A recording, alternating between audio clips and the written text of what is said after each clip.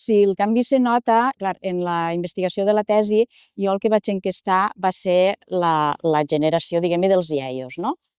I, clar, després la matèria primera que trobes a classe són gent de 14 anys, 15 anys, 16 anys, i dius, hi ha tantíssimes paraules, sobretot lèxic, no? Que hi ha tillances a veure què, i no ho coneixen, i jo els faig. Quan arribeu a casa, quan esteu a la taula a dinar, pregunteu que els vostres pares, els vostres iaios, sobretot els iaios, ho sabran. En això què vull dir?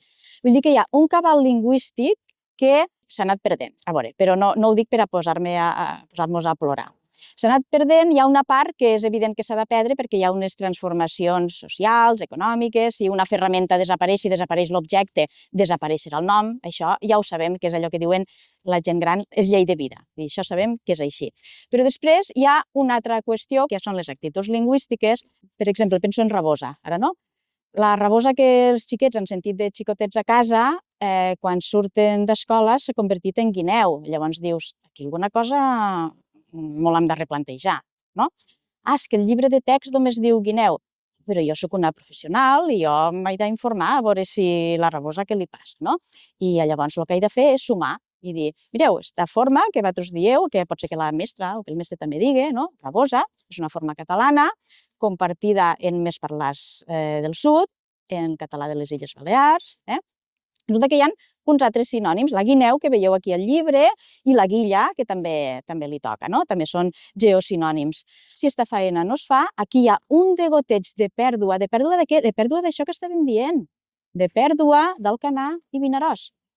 El model lingüístic d'Alcanar mira cap a Barcelona, és a dir, orientalització, i el model lingüístic de Vinaròs mira cap a València, també aquesta mateixa problemàtica que tenim aquí la tenen a Vinaròs i la tenen a Benicarló i a Sant Mateu i Morella.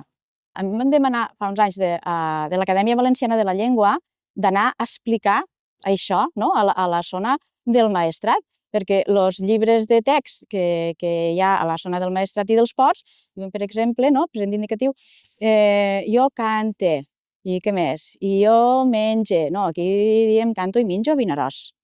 Llavors, què estem fent? Separant este nuc.